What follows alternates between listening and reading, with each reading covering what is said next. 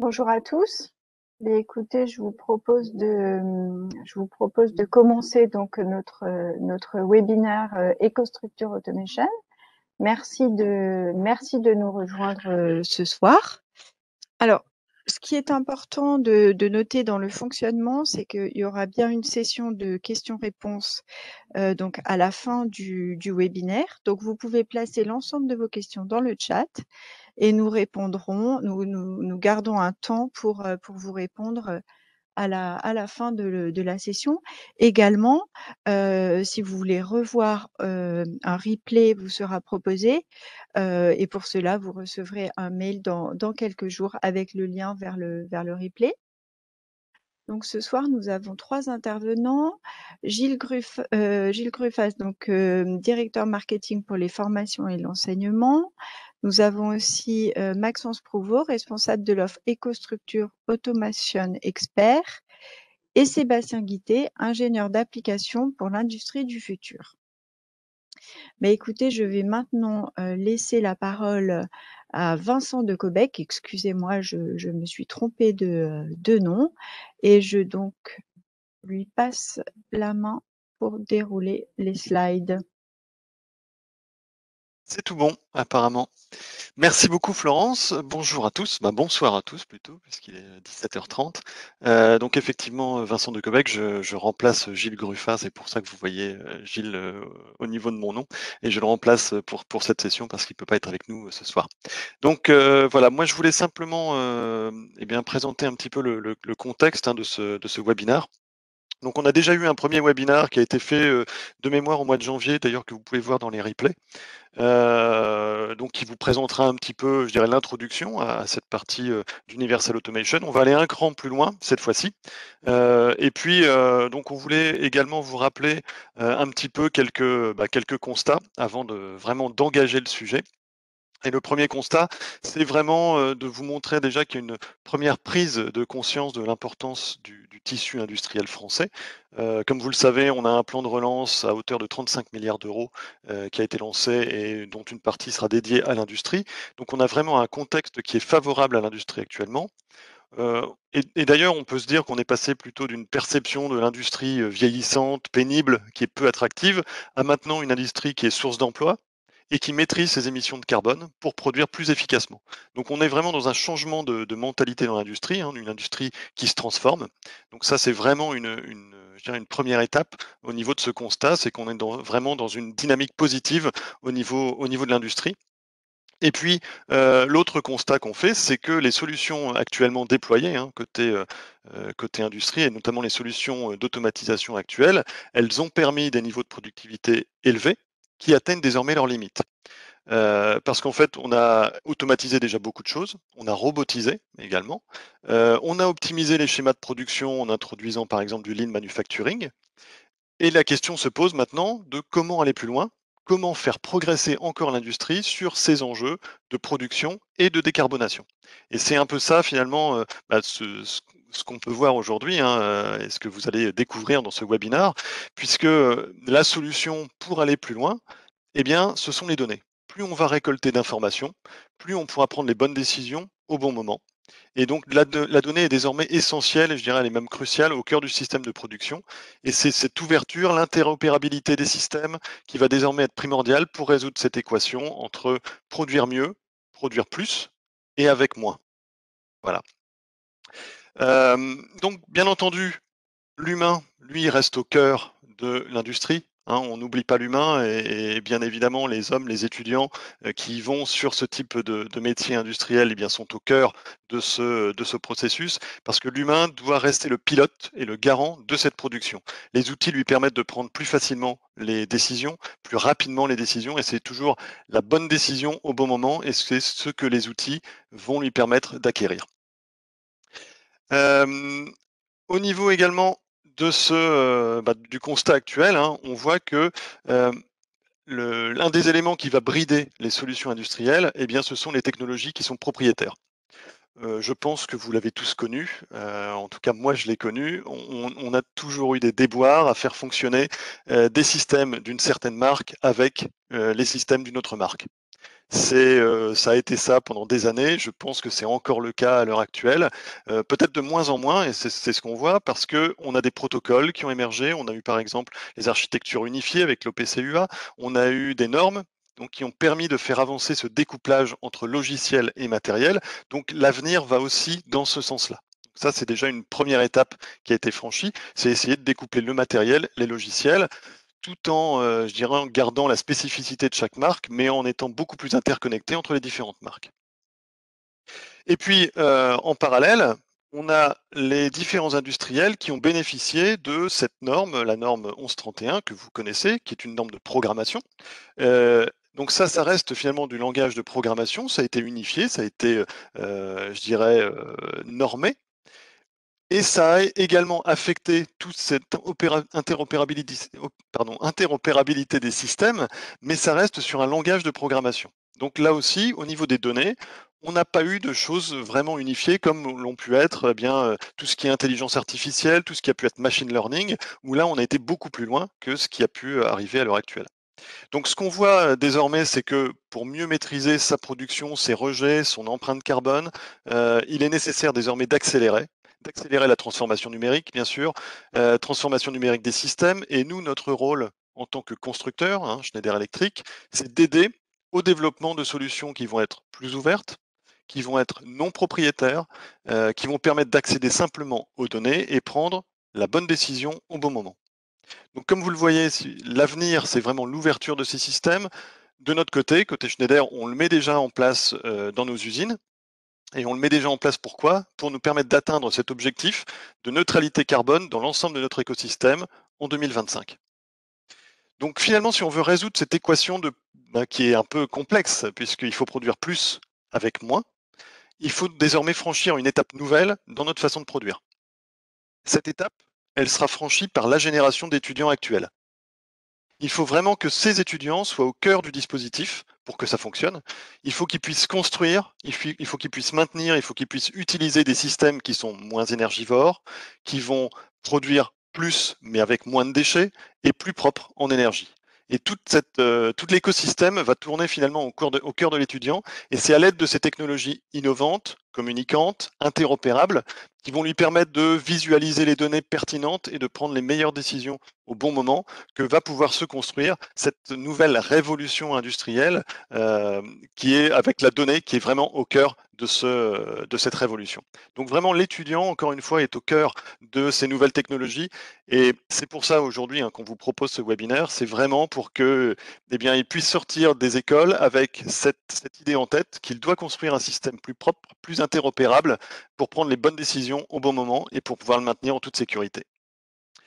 Voilà, j'ai fini mon introduction et je te laisse la main, Maxence. Je vais tout de suite te donner la main pour qu'on puisse aller vraiment plus loin au niveau de ce webinaire. Parfait, merci Vincent. Donc, on l'a déjà présenté au premier webinaire, la partie Universal Automation et de l'évolution de l'automatisme.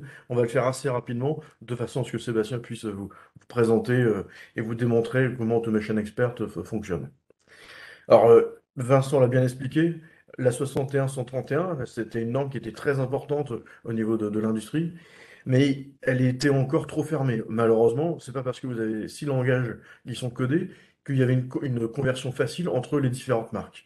Et ce qu'on propose au travers de Universal Automation, qui utilise cette norme 61499, qui est en fait une évolution de la 1131, c'est 3 choses qui font qu'on va aller beaucoup plus facilement vers le monde de l'informatique pour faire réaliser cette fameuse convergence.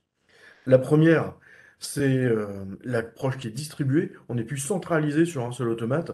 On a un projet et sur lequel on va pouvoir le déployer, vous le verrez avec Sébastien, sur différents types d'interfaces, différents types de matériel. Mais c'est plus le matériel qui vient vous faire des limitations. Vous pensez d'abord à votre application et ensuite vous choisissez où est-ce que vous allez déployer votre code. Donc cette approche distribuée, elle apporte aussi un autre point. C'est aussi quand il y a un automate qui doit évoluer ou une production qui doit augmenter, ben, on n'est pas obligé de remplacer un automate 1 par un automate 2. On vient ajouter du code, ajouter de l'automatisme en plus. Donc ça donne aussi un effet quelque part sur les consommations importantes sans toujours devoir remplacer. La deuxième, c'est l'accès sur les événements.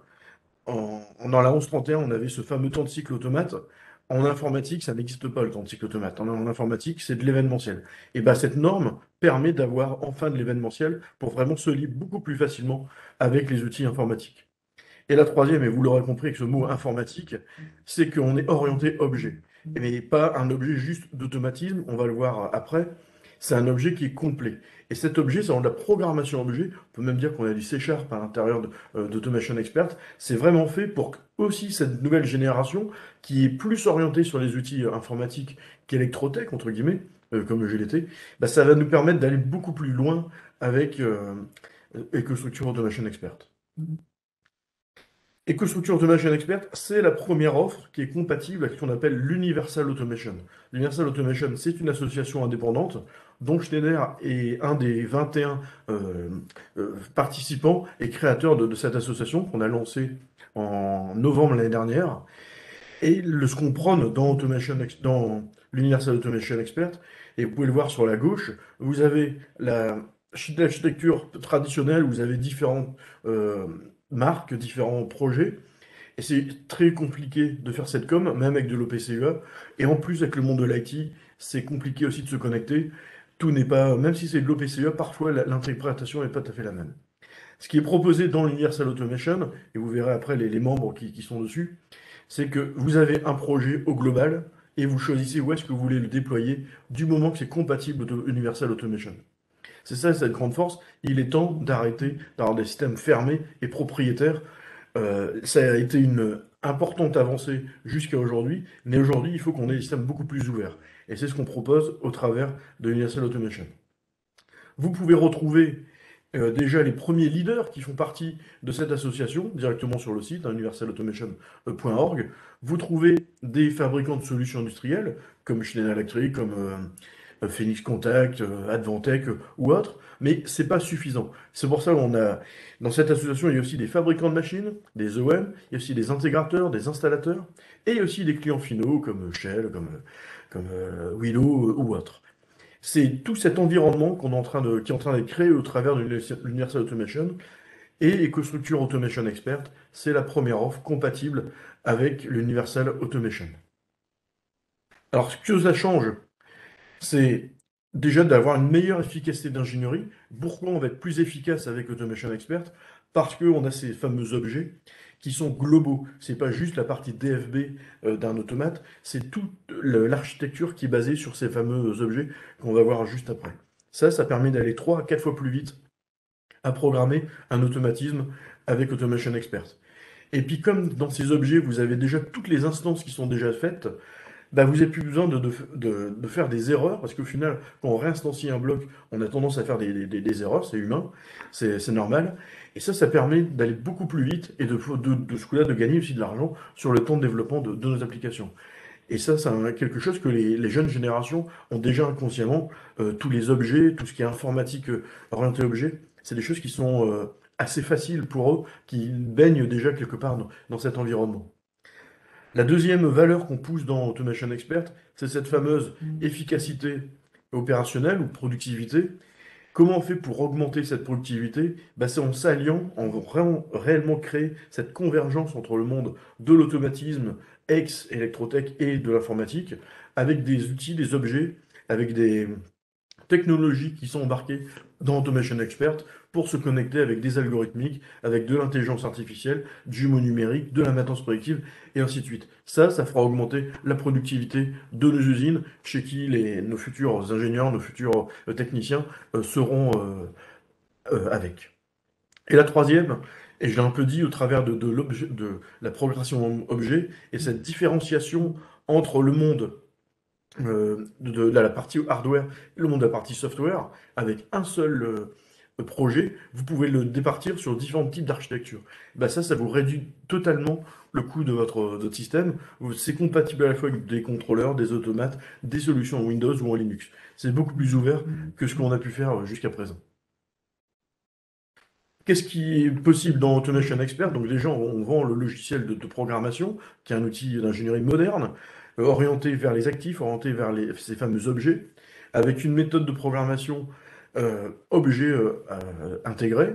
On vend aussi cette vue holistique qui permet d'avoir une vision complète du système beaucoup plus facile. Et pour faire du dépannage, on estime être 6 à 7 fois plus efficace que ce qu'on peut faire sur des offres classiques. Et puis intégrer aussi dans Automation Expert des bibliothèques d'objets, donc la régulation classique, on va dire, tout ce qui est mouvement aujourd'hui non synchronisé, tout ce qui est alimentation liquide, logistique, water, et ainsi de suite. Ça, c'est la partie vraiment logicielle. Après, qu'est-ce qui est compatible Universal Automation et EcoStruxure Automation Expert? C'est ces trois hardware différents. Vous avez une carte qui va sur les Altivar 340, 600, 900 sur lequel vous allez pouvoir déployer votre code. Donc vous avez un automate dans un variateur de vitesse, un automate IoT. Si vous avez donc plus d'entrée-sortie, plus de performance, vous pouvez rajouter un M250 Intipack avec les TM3 qui vont bien derrière, et vous avez un système sur lequel vous allez pouvoir distribuer votre code déjà sur ces deux plateformes. Plus le 580 Intipack qui permet en plus de déployer le code sur des architectures plus flexibles, plus performantes au niveau des entrées-sorties, en standard ou endurci. Et puis après, d'une manière beaucoup plus générale, Automation Expert est compatible avec n'importe quel système en Windows 10 ou en Linux. Et ça, c'est une grande force. Vous pourrez y mettre, par exemple, sur une clé Raspberry, vous pourrez y mettre Automation Expert, par exemple, pour des petits systèmes. Vous n'êtes plus lié au hardware. Ça, c'est vraiment le message important. Et donc, pour les aspects de revamping dans le futur, vous ne serez plus embêté par le hardware. Et également intégré dans Automation Expert, c'est cette partie HMI, donc l'IHM, qui tourne en Windows 10 et en Linux, qui est intégrée dans Automation Expert, qui permet d'aller aussi beaucoup plus vite à programmer le système au global. Et enfin, un connecteur en PCUA natif, qui est compatible directement avec Aveva System Platform, donc toutes les solutions de logiciels qu'on a avec notre filiale, donc Aveva.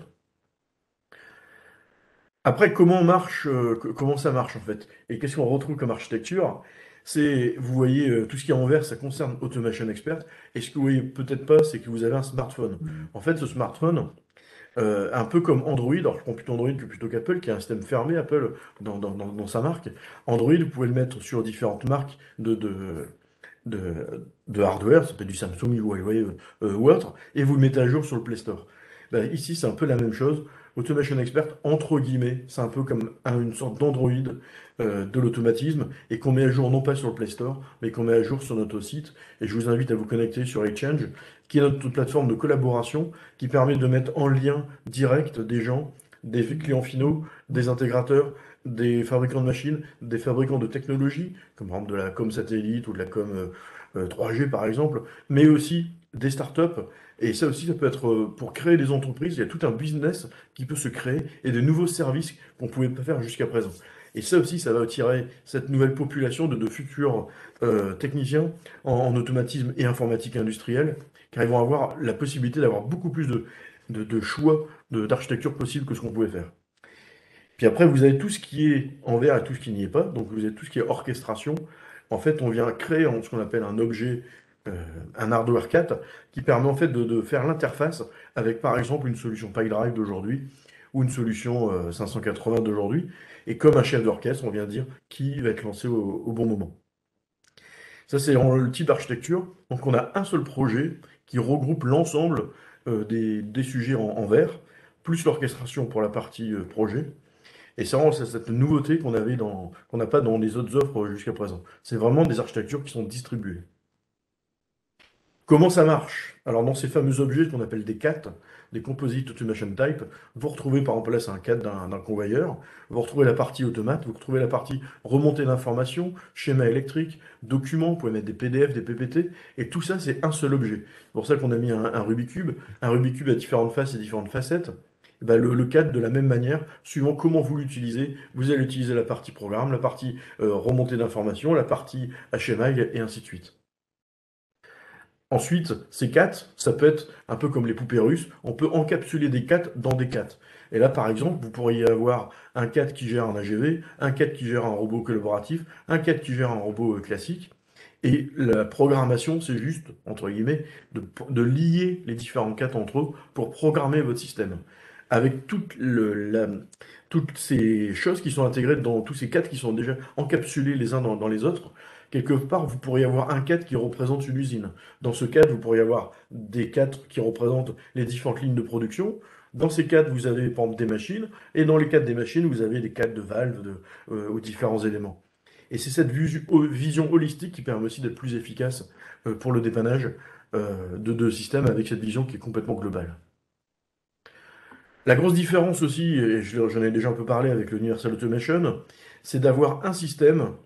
Vous avez sur la gauche le système classique avec une DFB compatible pour un seul choix d'automatisme et pour un seul type de marque. Et bien, ce qu'on fait avec l'Universal Automation, dont Automation Expert est donc la première offre compatible, d'abord vous programmez l'ensemble de votre application et ensuite vous choisissez où vous allez déployer votre code. Et ça, c'est le mindset, il est totalement différent parce que comme j'ai été aussi ingénieur d'application, à l'époque, je demandais à mon client le nombre d'entrées-sorties, je demandais qu'est-ce que doit faire l'application et je me limitais quelque part à me dire il me faut un M340 ou il me faut un tel ou tel automate derrière. Avec Automation Expert, d'abord vous programmez votre système au global et ensuite vous venez choisir où est-ce que vous allez déployer le code. Et ce code, il est compatible avec les différentes marques qu'on a vues précédemment qui font partie de cette association Universal Automation. Dans cette partie aussi, et c'est comme ça qu'on va se lier avec la partie informatique, la partie IT, et c'est ça aussi qui est assez important, parce que pour augmenter notre productivité, il faudra plus d'IT. Et dans Automation Expert, on intègre donc cette solution aussi sur des bases PC, donc en Windows 10 ou en Linux, et on intègre des technologies comme les bases de données, comme de l'OPCUN de manière native, les fichiers DLL, les Docker, qui permettent d'exécuter du code ailleurs que dans la partie automatisme, tout en gérant avec le même CAT le reste du système. On a des solutions actuellement de systèmes qui sont embarqués, une régulation qui est faite dans un cloud local, avec des entrées-sorties déportées, et qui permettent de faire une régulation de température avec un système, un service qui est associé dans un cloud via un Docker. Ça, c'est le genre de possibilité qu'on ne pouvait pas faire jusqu'à présent. Vous avez aussi sur cette partie Edge Computing la possibilité d'avoir un jumeau numérique. Et Schneider vient de sortir un jumeau numérique qui s'appelle EcoStruxure Machine Expert Digital Twin. Et là, vous pouvez voir une interface qui est liée aujourd'hui en Modbus TCP. Et vous pouvez simuler totalement votre système. Et ça, c'est très important, entre autres pour les fabricants de machines, mais aussi pour vos étudiants. Avant de programmer, de fabriquer un système, ils peuvent d'abord le simuler complètement en incluant la partie opérative et ensuite ils vont choisir le matériel, ils vont ensuite le déployer.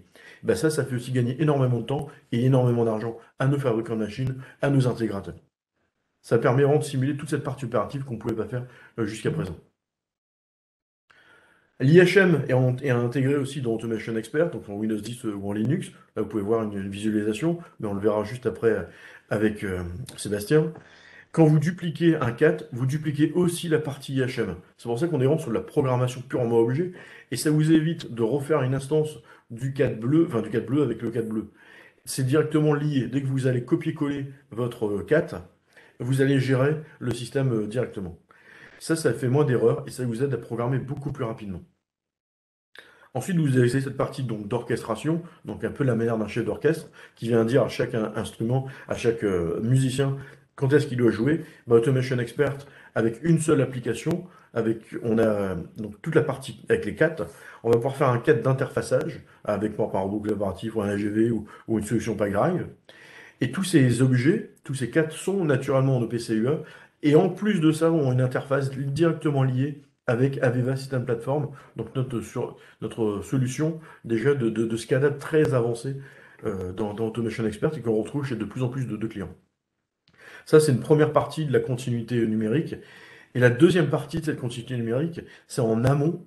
En amont, on a les outils qui s'appellent Aveva Engineering, donc comme des outils de PNID, des outils de diagrammes, ce qui permettent de générer des fichiers électriques, par exemple, ou de générer du PNID. Et ça va générer des CAT directement dans Automation Expert, qui eux-mêmes génèrent les objets dans Aveva OMI ou ASP. Et quand vous faites des modifications dans Aveva OMI ou ASP, ça fait les modifs dans Aveva Engineering. Et donc vous avez vraiment cette continuité numérique de la création, de la préconception de votre système, jusqu'à la fin de vie de votre système avec toutes les évolutions que vous pouvez faire derrière via du jeu numérique ou autre. Et ça aussi, c'est assez important. On a pas mal de gros clients qui utilisent ce type de solution et qui permettent de vraiment avoir cette continuité au global. Et comme on est sur des bases informatiques, industrielles, c'est beaucoup plus simple pour nos jeunes ingénieurs et nos futurs ingénieurs d'aller sur ce type de solutions qui sont globales et non pas juste avoir un informaticien d'un côté et un automaticien de l'autre. Voilà pour ma partie. Si vous avez des questions, n'hésitez pas à les poser dans le chat, hein, il n'y a pas de problème. Et je laisse la main maintenant à Sébastien pour la partie démonstration. Merci de votre écoute. Merci Maxence. Bonsoir à tous. Je vais vous partager donc mon écran avec l'atelier logiciel EcoStruxure Automation Expert. Donc je pense que vous voyez bien mon écran.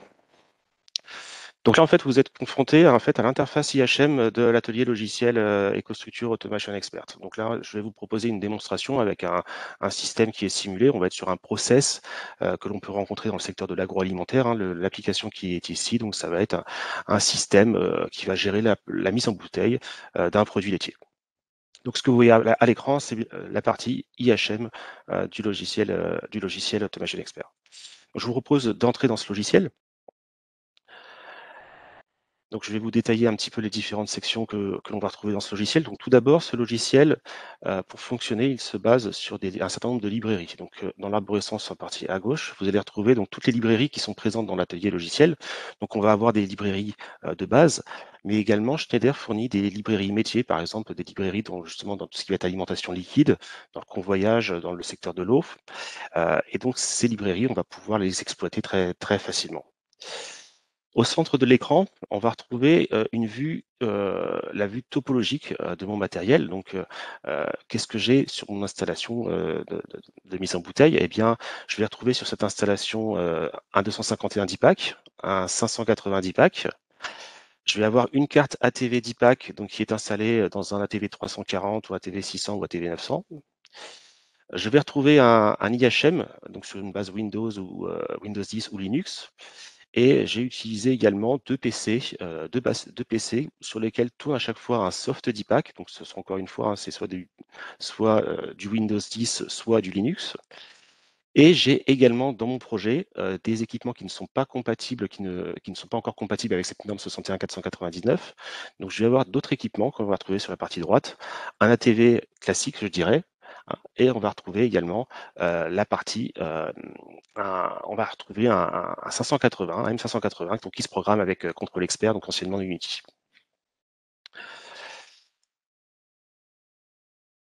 Donc, je vais vous détailler un petit peu les différentes valeurs que Schneider propose dans ce logiciel Automation Expert. Donc, tout d'abord, on va parler d'efficacité d'ingénierie. Donc, quand on va parler d'efficacité d'ingénierie, on va voir que la programmation va être centrée sur les actifs. On est sur une programmation objet. On va avoir un mécanisme donc d'ingénierie monoligne, donc ça je vais le détailler, et on va voir également comme autre valeur que l'intelligence dans mon projet va être distribuée sur différents contrôleurs, la communication autocroisée qui est faite de manière native, automatique, et la connectivité prête à l'emploi de l'OPC-UA.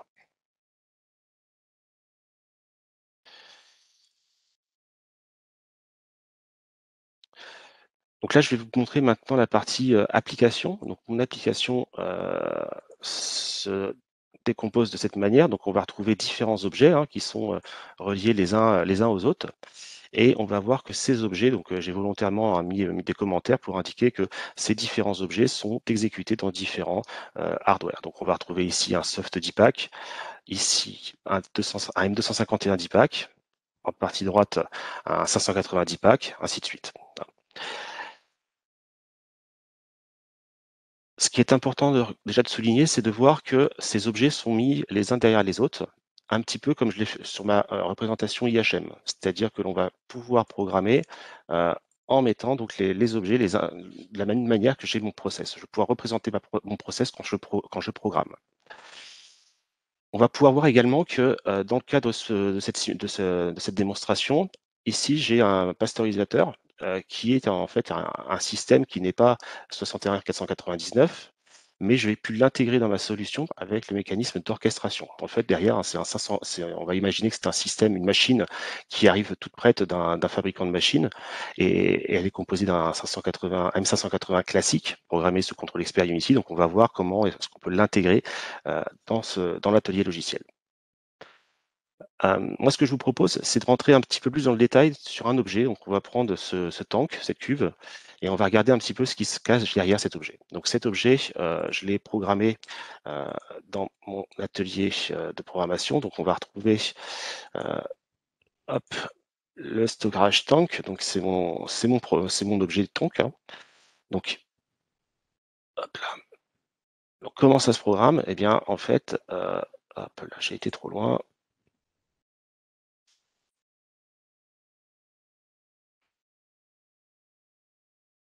Voilà. Donc là, voici le tank de la manière dont il a été programmé. Donc, ce qu'on va retrouver dans cet objet tank, on va retrouver tout simplement des entrées tout ou rien pour gérer les capteurs hauts, capteurs bas, mais également une sonde de niveau, donc une voie analogique. Et puis, on va retrouver également des vannes qui sont des objets tout faits présents dans nos bibliothèques.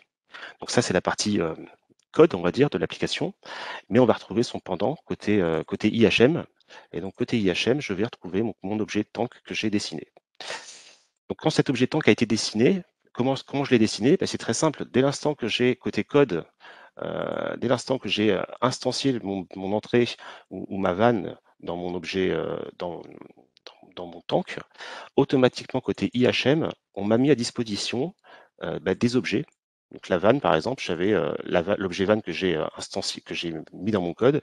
Eh bien, côté IHM, j'ai déjà une bibliothèque de représentation de vanne qui est disponible, et je vais pouvoir très rapidement faire mon IHM avec les objets que j'ai instanciés que j'ai utilisés dans mon objet.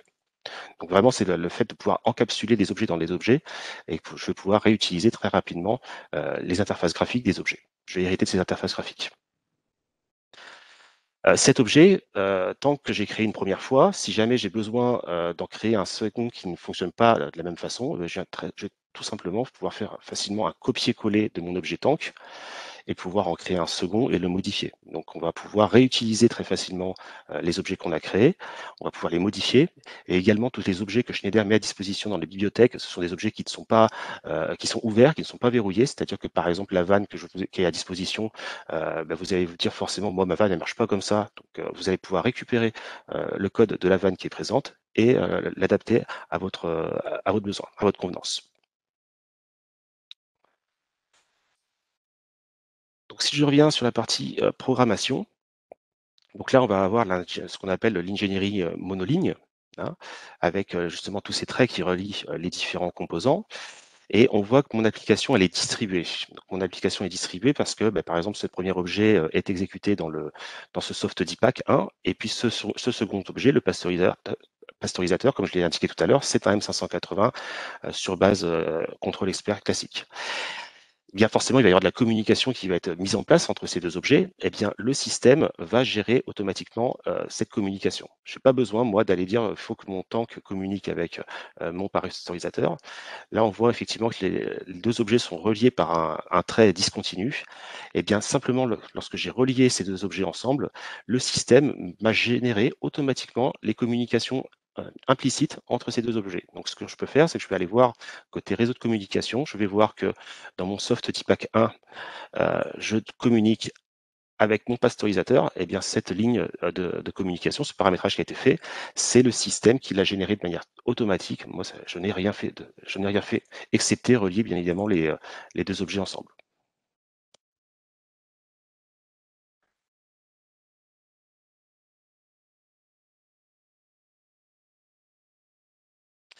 Alors, quand on parle d'intelligence distribuée, ce qu'il faut voir, c'est que mon tank, je l'ai fait fonctionner sur un soft DPAC, mais j'aurais très bien pu le faire fonctionner sur un autre équipement. Donc, pour déployer un code sur un équipement, eh bien, c'est très simple. On va faire un clic droit dessus et on va indiquer dans quel équipement je vais vouloir exécuter mon code. Donc, je pourrais très bien dire que ce tank, je vais le mapper sur finalement ma carte ATV DPAC. Donc là, forcément, il me met un petit message en me disant que, attention, c'était déjà mappé. Et là, je vais tout de suite voir, si je retourne dans mon réseau de communication, que finalement, j'ai mon ATV DPAC hop, ici, qui va, je le retrouve, hop, elle était au-dessus, mon ATV d'IPAC, eh bien finalement, avec mon tank, il va aller communiquer avec le pasteurisateur. Donc vous voyez, c'est la communication implicite se fait de manière automatique. Donc, je vais revenir sur mon soft d'IPAC. Voilà. Alors, autre point aussi très important sur ces objets, ça va être l'aspect OPC-UA. Si je reviens sur la définition de mon tank, une autre facette de mon code de mon tank, ça va être l'aspect communication OPC-UA. Et en fait, vous voyez que sur cet objet, tout un tas d'informations internes et puis externes qui sont sur cet objet qui sont disponibles, et bien par cette interface, je vais très facilement pouvoir indiquer si je veux exposer mes données en OPC-UA, par exemple à un SCADA ou à un IHM, en cochant, décochant les différents objets. Et je vais très facilement aussi pouvoir dire si je suis en lecture seule ou en lecture écriture. Voilà, l'aspect connectivité au PSA-UA est totalement native sur cette application. Et donc cet objet, je vais pouvoir le customiser et vraiment décider qu'est-ce que je mets en avant, qu'est-ce que je ne mets pas en avant. Et si je reviens côté application, donc dans mon application sur ce tank, j'ai déterminé qu'il y avait un certain nombre de bases d'informations qui étaient disponibles en communication. Eh bien, j'ai la possibilité également de faire un filtrage encore plus fin, c'est-à-dire qu'une fois que je l'ai déployé mon objet dans mon équipement, hop, si je réduis tous les équipements qui sont ici, donc on va voir en fait que dans mon application, je vais retrouver mes cinq équipements qui étaient présents. Eh bien, mon tank RAW M1, j'ai décidé que je pouvais mettre à disposition les données au PCUA vers le SCADA, encore une fois. Et ici, encore une fois, j'ai possibilité de choisir si je veux ou non mettre à disposition ces données. Donc voilà pour la partie communication au PCUA qui est nativement présente dans Automation Expert. Donc je vais passer maintenant à la deuxième valeur qui est importante, ça va être les valeurs d'efficacité opérationnelle sur Automation Expert. Donc, quelles sont les valeurs qui vont nous être importantes? Ça va être l'aspect visualisation et virtualisation. L'aspect aussi gestionnaire de topologie qui va nous permettre de faire un diagnostic et du dépannage de manière assez rapide. On a les interfaces de gestion de matériel qui sont créées aussi de manière automatique. Je vais vous présenter ça exactement par l'exemple. Et puis, on va parler aussi un peu d'edge computing avec l'utilisation du soft DPAC. Donc, si je reviens sur mon projet Automation Expert, je vais aller dans la vue équipement logique. Alors, non, pardon, déploiement et diagnostic. Et là, en fait, on va retrouver tous les équipements que j'avais déclarés dans mon projet. Et donc là, je suis actuellement en simulation. Hein. Donc les simulateurs tournent derrière. J'ai 5 équipements qui sont simulés. Ce qui est important, encore une fois, de dire, hein, c'est que le runtime Automation Expert est le même sur un ATV DPAC qu'un 580 DPAC, donc je sais, et également sur un soft DPAC, donc je sais tout simuler sur mon PC. C'est ça le gros avantage, de cette technologie. On voit qu'effectivement, là, je suis en local test, et on voit que tous mes équipements que je simule sont bien en run. Je vais aller sur la vue topologique physique. Donc cette vue-là, en fait, lorsqu'on est connecté à un système réel, eh bien, on a par ce bouton-ci, on va avoir la possibilité de découvrir tout le matériel qui est connecté sur le réseau pour faire l'apprentissage, le paramétrage aussi des adresses IP, la gestion de la cybersécurité au niveau des connexions interéquipements. Hein. Mais également, quand je suis en fonctionnement normal sur mon installation, je vais tout de suite savoir quels sont les équipements sur lesquels j'ai des défauts de communication, puisque ça va être animé avec des icônes pour pouvoir savoir quels sont les défauts présents sur la partie matériel, hardware de mon installation.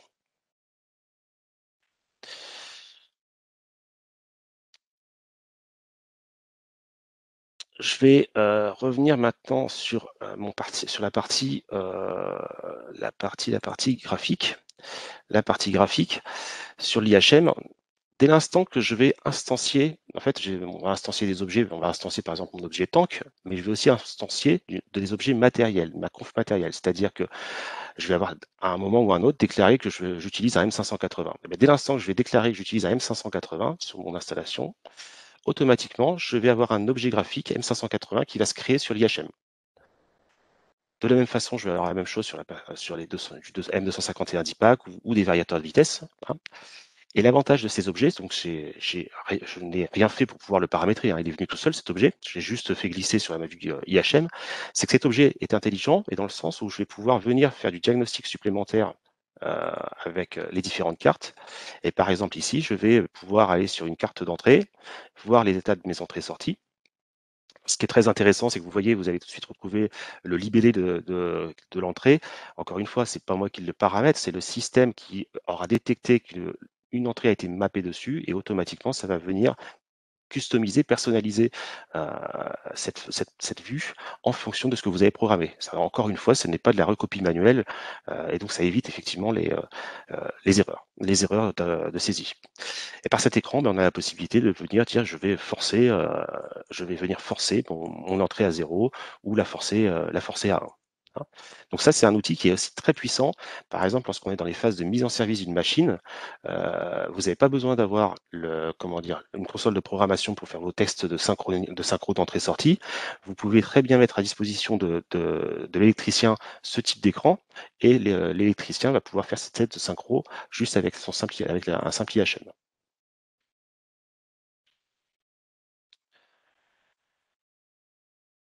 Alors, autre facette également qui est présente sur cet outil, c'est l'aspect alarme. Parce que quand je vais créer, alors je n'ai pas d'alarme malheureusement, mais lorsque je vais instancier un objet, par exemple, mon objet van, potentiellement sur mon objet van, je vais avoir des time-out si jamais la vanne met trop de temps à s'ouvrir ou à se fermer, eh bien automatiquement, je vais avoir des alarmes qui sont créées automatiquement par le système. Vous n'avez juste qu'à paramétrer entre guillemets le time-out le temps d'ouverture de la vanne. Donc ça, encore une fois, c'est une facette des objets aussi qui est très pratique, puisque c'est la création d'alarmes quasi automatiques. Je vais passer maintenant donc à la troisième valeur d'Automation Expert, donc la partie à l'épreuve du futur. Donc on va retrouver dans les valeurs dans ces valeurs-là la partie orchestration de système, l'aspect pouvoir réutiliser son code, donc avec une ingénierie assez facile, une ingénierie très facile puisqu'on va pouvoir faire facilement du copier-coller d'objets, et on va reparler de la partie découplage hardware-software.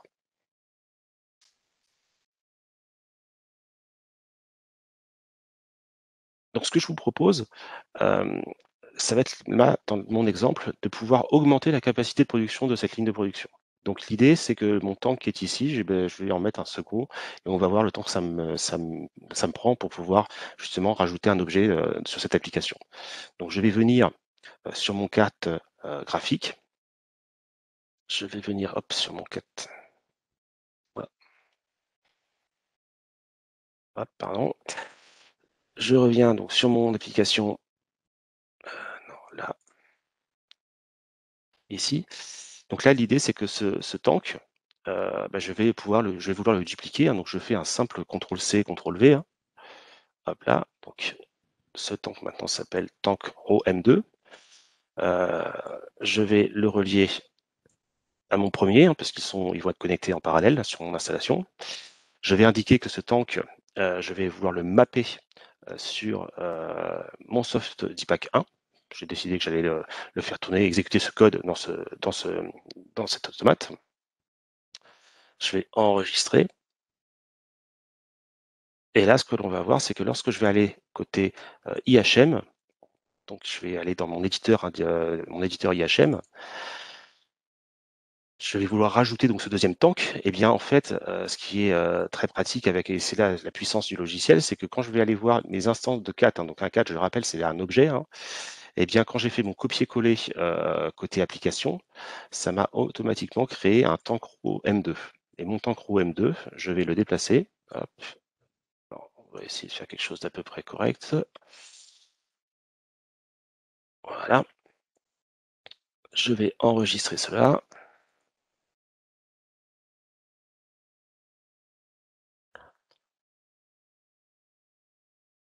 Et je vais relancer mon IHM. Alors, avant de relancer l'IHM, il faut quand même que j'injecte le code dans l'automate. Donc, juste, je vais aller côté déploiement et diagnostic. Je vais indiquer que sur mon soft DPAC 1, je vais vouloir donc compiler, hop.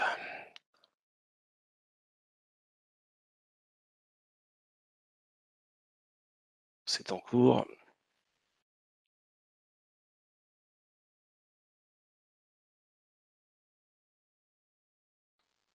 Hop, alors ça demande un petit peu de temps sur mon PC, voilà. Je vais le déployer.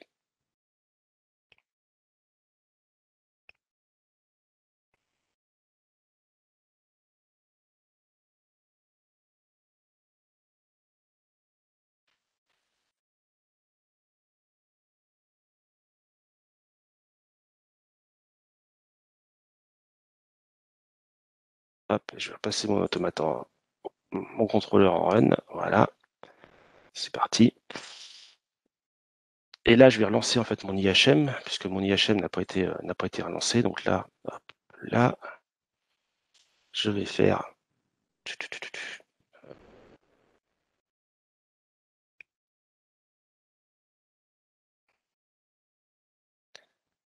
Allez, c'est là. IHM, lancer l'IHM local.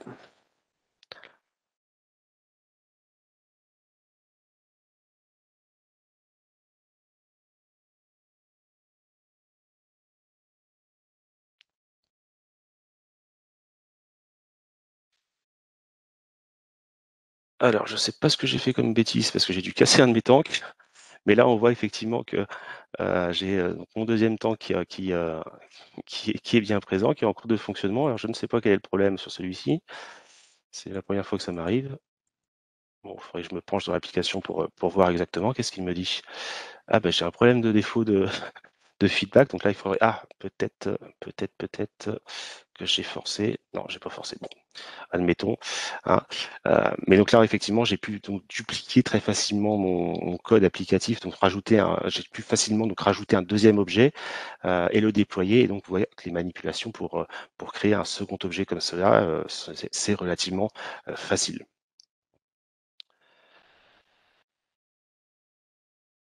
Alors, ce qu'on peut regarder aussi également, c'est là, je vous ai fait voir le code applicatif pour toute mon installation.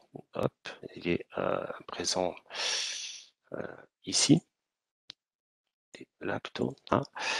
Mais on va retrouver la possibilité d'aller voir dans chacune de mes ressources quel est effectivement le code qui est exécuté. Donc, quand tout à l'heure, j'ai mappé mon tank ROM2, eh bien, en fait, si je vais dans mon soft-dpack 1 et que je vais voir sa ressource, eh bien, je vois que dans mon soft-dpack 1, hop, automatiquement, alors je vais faire une disposition automatique pour que ça soit plus propre, voilà. J'ai mon tank OM2 qui a automatiquement été instancié dans le soft-dpack 1. Donc ça, c'est encore une fois, c'est automatique. Le simple instanciation a été faite dès que j'ai fait, au moment où j'ai fait mon clic droit pour le mapper dessus. Voilà. Et tout ce qui est échange avec le premier tank, le tank ROM1, eh bien, tous ces échanges-là sont implicites et se sont faits de manière automatique. Donc, j'ai pas de travail supplémentaire à faire pour pouvoir gérer les échanges entre ces deux objets. Donc voilà ce que je pouvais dire sur la partie atelier logiciel. Alors peut-être que j'ai oublié des choses, mais voilà la démonstration que je souhaitais vous faire pour cette première démonstration. Parfait, merci beaucoup Sébastien pour cette démonstration. Donc on a bien revu les trois grandes valeurs d'Automation Expert. Au niveau si vous avez des questions, n'hésitez pas, j'en vois quelques-unes. Est-ce que comment ça s'appelle? Est-ce qu'un soft peut être mis sur n'importe quelle version de Windows ou Linux? Alors on peut le mettre sur du Windows 10 et peu importe la version, la distribution de Linux. Hein, ça fonctionne aussi bien sur du Raspberry que sur des machines, des PC équipés d'un Linux. Et on a parlé d'orchestration tout à l'heure, on ne l'a pas bien vu dans la On l'a pas bien vu. Alors effectivement, l'orchestration, donc ici on va avoir donc j'avais dit tout à l'heure le M580 du pasteurisateur donc qui est présent ici. Et bien en fait ce code il est exécuté il est exécuté dans un M580 classique et on a créé un objet, un CAT pasteurisateur qui va justement gérer la communication avec le 580. Donc ce CAT va simplement servir d'interface pour aller communiquer avec un équipement tiers, donc n'importe quel équipement qui communique en Modbus TCP, en Ethernet IP ou en OPC-UA également. Il y a aussi une question, je pense que c'est plutôt pour Vincent, sur la partie formation. Est-ce qu'il y a déjà des formations qui existent pour Automation Expert? Oui, alors on a des formations, on a la formation qui s'appelle EAE-PRG dans le catalogue Schneider Electric, qui est déployée depuis maintenant 1 an sur ce logiciel. Toutes les informations, je pourrais vous les donner, d'ailleurs je pourrais les mettre dans le chat pour que vous puissiez aller consulter la fiche de formation concernant cette offre, puisque donc, je suis à la fois en charge de la partie enseignement, bien sûr, mais également de la partie formation. Donc ça tombe bien qu'il y a eu cette question. Merci Maxence. Pas de problème. Euh, Ah oui, c'est vrai que juste en conclusion, ce qu'explique un peu et merci Sébastien pour la démo, c'est qu'en fait on vient récupérer donc tous ces fameux CAD, ces fameux objets, ils viennent directement du logiciel et ils permettent en fait de programmer votre système complètement transparent et vous n'avez pas besoin de refaire la communication entre les différents éléments, donc un Windows, un en Linux, un sur un 580 ou un 251. Comme vous avez programmé l'ensemble de votre application, bah, tout vient d'un seul coup. Et toute la com entre les contrôleurs, les automates et les solutions d'automatisme sont natifs. Il y a rien besoin de faire de plus parce que vous avez programmé totalement le système. Et comme l'a montré aussi Sébastien, toute la partie IT, la partie remontée d'informations, elle est native dans les 4, ce qui permet d'aller beaucoup plus vite et de faire beaucoup moins d'erreurs que ce qu'on faisait jusqu'à présent. Et on retrouve bien donc les trois valeurs dont j'ai présentées en amont et les trois valeurs qui ont été montrées et démontrées avec Sébastien, de la préconception à la conception, jusqu'à l'exploitation et la maintenance, et jusqu'à l'évolution pour la partie future-proof ou à l'épreuve du futur. Je voulais aussi vous montrer rapidement, il y a déjà des clients qui utilisent Automation Expert dont quelques-uns, enfin dont certains qui sont assez connus. GEA, qui est un gros fabricant de solutions en pharmaceutique et en agroalimentaire. Vous avez aussi Master System, qui est un intégrateur qui est basé dans le sud-est de la France. Vous avez aussi des clients en Inde, en Chine, qui ont déjà déployé Automation Expert. Et de plus en plus de clients se mettent dessus.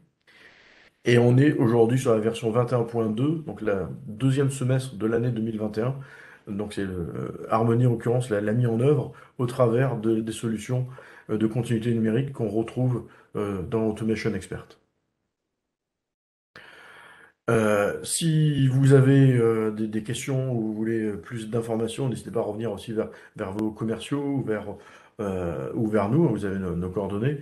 Et puis votre avis nous intéresse, vous pouvez scanner ce QR code. Peut-être qu'on peut mettre aussi dans le chat le lien qui vous permet aussi de répondre à ce petit questionnaire pour savoir si ce webinaire vous a plu ou non. Et le deuxième QR code, c'est celui qui concerne le replay. Si vous voulez voir aussi les présentations qui ont été faites lors de notre dernier élément, le Nation Summit de l'année dernière, vous avez aussi toutes les informations disponibles ici. Voilà tout ce qu'on pouvait passer aujourd'hui.